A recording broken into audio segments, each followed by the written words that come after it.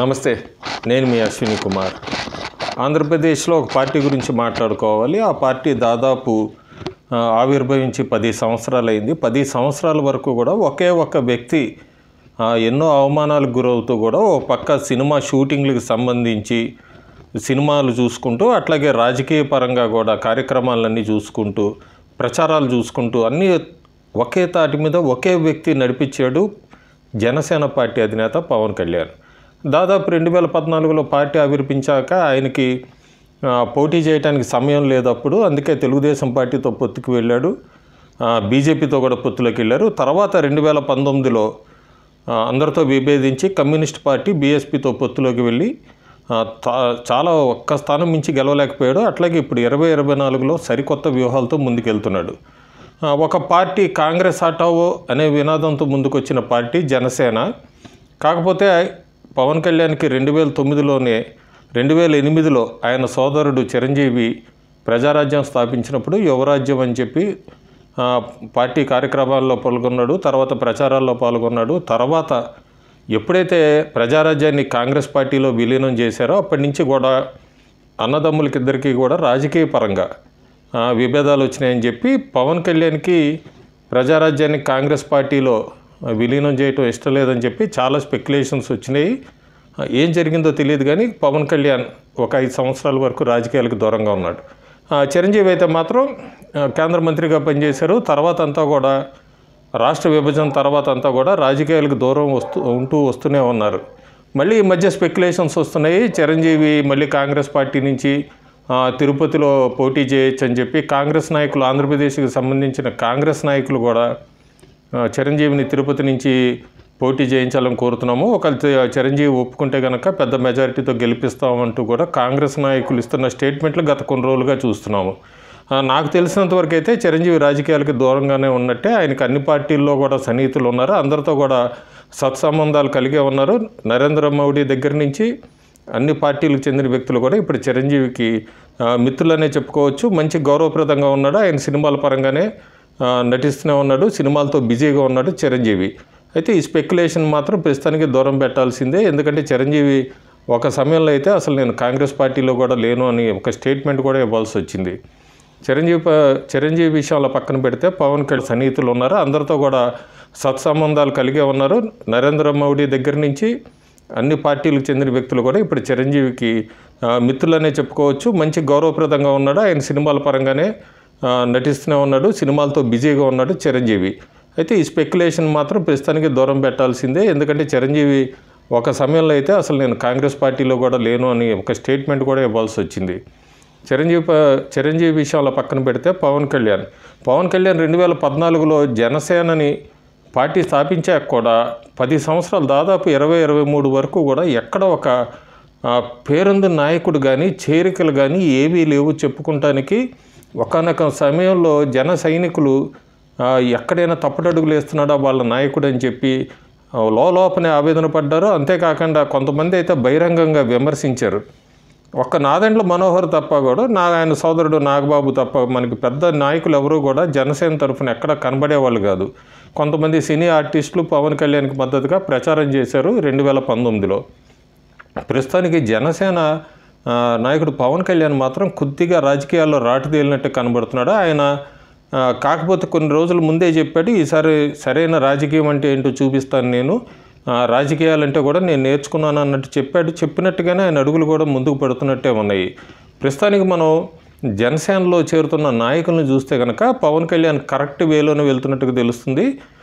కొన్ని రోజుల కిందట లోకేష్ ఇచ్చిన స్టేట్మెంటు పవర్ షేరింగ్ ఎవరికి ఉండదని చెప్పినప్పటికీ కూడా పవన్ కళ్యాణ్ ఎక్కడా నోరు మెదపలేదు, ఏమీ మాట్లాడలేదు, మౌనంగానే అన్నీ వింటూ వచ్చారు. అట్లాగే ముఖ్యమంత్రి వైఎస్ జగన్ కానీ వైఎస్ఆర్ కాంగ్రెస్ పార్టీ వాళ్ళు కానీ ఆయన వ్యక్తిగతంగా విమర్శించిన 3 పెళ్ళిళ్ళ గురించి కానీ లేకపోతే ఏమైనా వ్యక్తిగతంగా విమర్శించినా కూడా ఆయన తగు రీతిలోనే ఘాటుగా సమాధానం ఇస్తూ ఎట్టి పరిస్థితుల్లో ఓట్లు చేయలేవనంటూ కూడా తెలుగుదేశం పార్టీతో పొత్తుకి అన్నట్టుగా మొట్టమొదట ప్రకటించిన వ్యక్తి పవన్ కళ్యాణే. ఇక ముద్రగడ పద్మనాభ ఇష్యూ తీసుకుంటే ముద్రగడ పద్మనాభాన్ని జనసేన పార్టీలో చేరుతున్నారు. నాకు తెలిసి 16వ తారీఖు చేరొచ్చని అంటున్నాయి వార్తలు. ఒకవేళ ఖచ్చితంగా అయితే జనసేన పార్టీలోనే చేరుతున్నాడు ఆయన, డేట్ అటు ఇటు అవ్వచ్చు. అది మాత్రం మంచి ఇనిషియేట్ అని చెప్పుకోవచ్చు. జనసేన పార్టీకి ఈస్ట్ గోదావరి వెస్ట్ గోదావరిలో కొద్ది క్యాడర్కి ఊపు వస్తుంది. ముద్రగడ పద్మనాభం చేత ముఖ్యంగా కాపు కులస్తుల్లో అది పార్టీని ఎంతవరకు విజయానికి అందిస్తుంది అనేది తర్వాత ప్రశ్న. కానీ మానసికంగా అయితే మాత్రం జనసేన క్యాడర్కి ఉభయ గోదావరి జిల్లాల్లో కొద్దిగా ఉత్సాహాన్ని ఇచ్చే వార్తే. అంతేకాకుండా మన ఎంపీ బాలశౌరి కూడా జనసేన తీర్థం పుచ్చుకొని ఉన్నారు. ఇది కూడా చాలా పెద్ద విజయం కింద చెప్పచ్చు జనసేనకి. ఇంతవరకు ఎక్కడ కూడా ఇట్లా సిట్టింగ్ ఎంపీలు చేరటం కానీ లేకపోతే ఎమ్మెల్యేలు చేరటం కానీ వైజాగ్లో చూసాము. అట్లాగే జనసేన వైపు అడుగులు వేస్తున్నారు. కారణాలు ఏమైనా కూడా ఇట్లాంటి వ్యక్తులు జనసేనలో చేరటమే ఎన్నో రోజుల నుంచి కూడా క్యాడర్ ఎదురు చూస్తున్నారు. జనసేన అధినేత పవన్ కళ్యాణ్ కూడా ఇదంతా కొద్దిగా ఊతమిచ్చేది విషయమే. 2008లో అప్పుడు ప్రజారాజ్యం పెట్టినప్పుడు కూడా ఇలాంటి నాయకులందరూ కూడా శోభా నాగిరెడ్డి కానీ ఇట్లా భూమా నాగిరెడ్డి కుటుంబం చేరటం, అట్లా కోటగిరి విజయధర్రావు లాంటి వాళ్ళు చేరటం, ఇవన్నీ కూడా అప్పుడు ప్రజారాజ్యంకి కొద్దిగా పేరొందిన వాళ్ళందరూ చేరటం కూడా ఊపు వచ్చింది. అట్లాగే దాదాపు 10 సంవత్సరాల తర్వాత జనసేనలో ఇప్పుడే నాయకులు చేరికలు ఉంటున్నాయి. రాబోయే రోజుల్లో మరికొంతమంది చేరతారని చెప్తున్నారు. ఇదంతా కూడా పవన్ కళ్యాణ్కి రాజకీయంగా ఒక స్టెబిలిటీకి ఒక స్టేబుల్కి పార్టీ ముందుకెళ్ళటానికి కూడా ఇవన్నీ కూడా యాడానే అవుతాయి జనసేన పార్టీకి కూడా. తెలుగుదేశం పార్టీ చక్రబంధంలో ఇరుక్కుంది జనసేనని, లేకపోతే జనసేన పవన్ కళ్యాణ్ బీజేపీ చక్రబంధంలో ఇరుక్కున్నాడని ఇట్లాంటి విమర్శ వస్తున్నా కూడా పవన్ కళ్యాణ్ అన్నింటినీ దాటుకుంటూ ముందుకెళ్తున్నాడు ప్రస్తుతం ఏపీ రాజకీయాల్లో. పవన్ కళ్యాణ్లో ఉన్న ఇంకొక గొప్ప విషయం ఏంటంటే ఒక పక్క సనాతన ధర్మం అంటూ మాట్లాడుతూనే ఉంటాడు. బీజేపీ నరేంద్ర మోడీ ప్రధానమంత్రి కావాలని కోరుకుంటున్నాను అని చెప్తాడు. అంతేకాకుండా మైనారిటీలకు ముస్లింలకి క్రిస్టియన్స్కి అట్లా అని చెప్పి మీకు ఎక్కడా కూడా అన్యాయం జరగనివ్వను అంటూ అందరూ జనసేన దృష్టిలో ఈక్వల్ అంటూనే కూడా చక్కగా రాజకీయ వ్యూహంలో ముందుకెళ్తున్నాడు.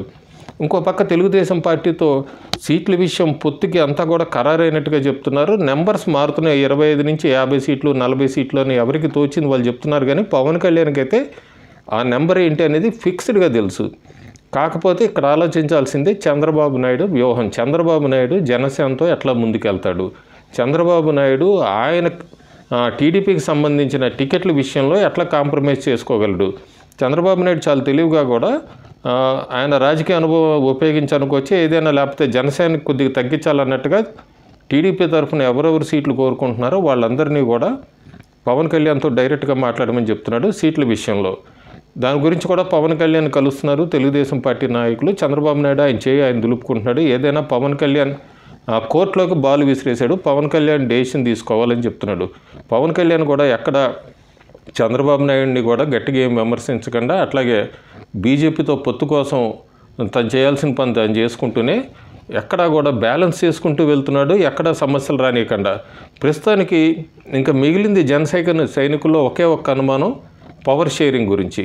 ఈ పవర్ షేరింగ్ గురించి కూడా హరిరామ్ జోగే లాంటి వాళ్ళందరూ కూడా 2.5 సంవత్సరాలు పవన్ కళ్యాణ్ ముఖ్యమంత్రిగా ఉండాలి, 2.5 సంవత్సరాలు చంద్రబాబు నాయుడు ముఖ్యమంత్రిగా ఉండాలన్నారు. బహుశా ఈ ఫార్ములా అయితే టీడీపీ వాళ్ళకి నచ్చకపోవచ్చు. కానీ జన సైనికులకైతే కనుక ఒకవేళ చంద్రబాబు నాయుడు నోటి వెంబడ ఈ విషయం వస్తే కొద్దిగా అది పవన్ కళ్యాణ్కి లేదంటే జనసేనకు పడాల్సిన ఓట్ బ్యాంక్ అంతా కూడా సాలిడ్గా జనసేన వైపుకు మళ్ళొచ్చు. లేదు చంద్రబాబు నాయుడు ఈ దీనికి సంబంధించి ఏమైనా స్టేట్మెంట్ ఇవ్వకపోతే మాత్రం ఖచ్చితంగా జనసేన ఓట్లు స్ప్లిట్ అవుతాయి. మళ్ళీ ఓట్ షఫిల్ అనేది మనం జనసేన టీడీపీకి అనేది మనం చూడకపోవచ్చు. ప్రస్తుతానికైతే మాత్రం పవన్ కళ్యాణ్కి జనసేనకి మాత్రం చాలా ఉత్సాహాన్ని ఇచ్చే విషయం ఏంటంటే బాలశౌరి లాంటి వాళ్ళు చేరటం, ముద్రగడ పద్మనాభం లాంటి వాళ్ళు చేరటము. కాపు కమ్యూనిటీలో కూడా ఫస్ట్ టైం 2008 తర్వాత ప్రజారాజ్యం తర్వాత మళ్ళీ కాపు కమ్యూనిటీ 2008కి ముందంతా కూడా కాంగ్రెస్ పార్టీ వైపు ఉండేవాళ్ళు. తర్వాత 2009 తర్వాత కూడా కాంగ్రెస్ పార్టీతోనే ఉన్నారు. ప్రస్తుతం వైఎస్ఆర్ కాంగ్రెస్ పార్టీ వైపు ఎక్కువ ఓటు బ్యాంక్ ఉంది కాపు కమ్యూనిటీది.